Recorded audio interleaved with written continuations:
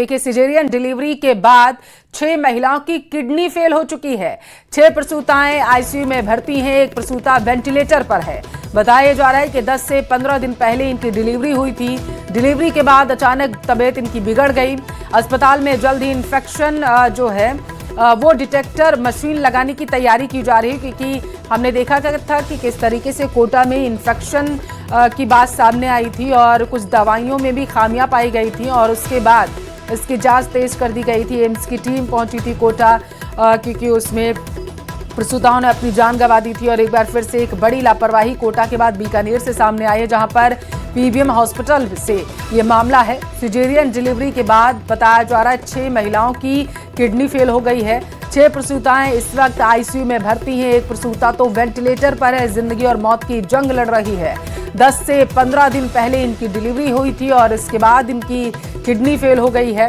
Delivery के बाद अचानक बताया जा रहा है इनकी तबीयत बिगड़ गई थी। तुरंत इन्हें हॉस्पिटल लाया गया, तब जाकर के पता चला कि इन प्रसूताओं की किडनी फेल हुई है। एक प्रसूता अभी वेंटिलेटर पर बताई जा रही है। अस्पताल में जल्द ही इन्फेक्शन डिटेक्टर मशीन को लगाने की तैयारी की जा रही है, ताकि पता लगाया जा सके कि क्या इन्फेक्शन इसकी वजह है या फिर कोई अन्य वारदात सामने आई है। देखिए, ज्यादा जानकारी ले लेते हैं। बीकानेर से संवाददाता विक्रम जगरवाल हमारे साथ लाइव जुड़ चुके हैं।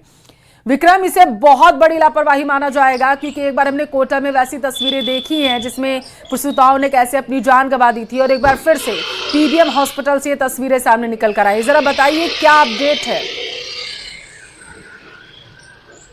जी देखिए, निश्चित रूप से इसे बड़ी लापरवाही कहा जा सकता है, लेकिन क्योंकि चिकित्सक जो हैं वो अभी ये कह रहे हैं कि इसके कई सारे कारण हैं जिसकी वजह से ये किडनी जो है फेल हो जाती है।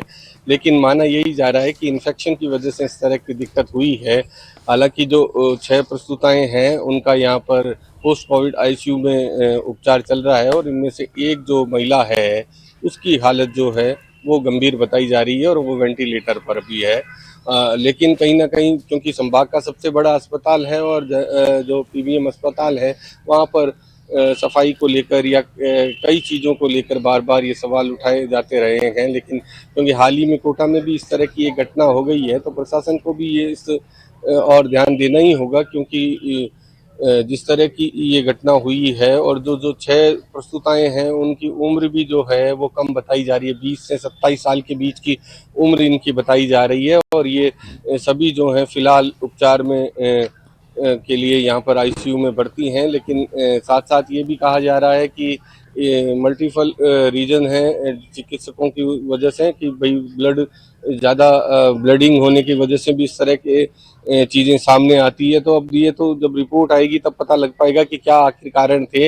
लेकिन अच्छी बात ये है कि अधीक्षक जो प्रिंसिपल हैं मेडिकल कॉलेज के सुरेंद्र वर्मा, उन्होंने अब ये जरूर माना है कि यहाँ पर इन्फेक्शन डिटेक्शन मशीन जो है वो लगाई जानी चाहिए, क्योंकि सरकारी अस्पताल है, काफ़ी भीड़ भाड़ भी रहती है यहाँ पर, और जो लेबर रूम है उसके हालात भी इस तरह के ही हैं कि वहाँ पर बहुत सारी महिलाएं जो है वो यहाँ पर आती रहती हैं, और उसकी वजह से जो है यहाँ पर ये पहले काफी सोचना चाहिए था परेशानियों का सामना भी विक्रम। करना पड़ता घटनाएं है। होने तो के बाद अगर प्रशासनिक अधिकारी जागते हैं तो इसे सिर्फ लापरवाही माना जाएगा। आपकी परिजनों से बात हुई क्या? जी देखिए, परिजन जो है उनको से हम बात करने का प्रयास कर रहे हैं। अभी परिजन जो है वो हमें मिल नहीं पाए हैं, लेकिन अभी हम परिजनों से बात करेंगे तब ये पूरी बात निकल कर आएगी कि क्या किस तरह की लापरवाही रही। और क्योंकि सुबह का समय है तो अब चिकित्सक भी धीरे धीरे अस्पताल में आने शुरू हुए हैं। हम जब अधीक्षक से और यहाँ जो दूसरा जो स्टाफ है उनसे बात करेंगे तब ये सारी चीजें क्लियर होगी। लेकिन ठीक है, आप बातचीत करते रहिए ताकि और जानकारी निकल कर सामने आ सके। बहुत शुक्रिया।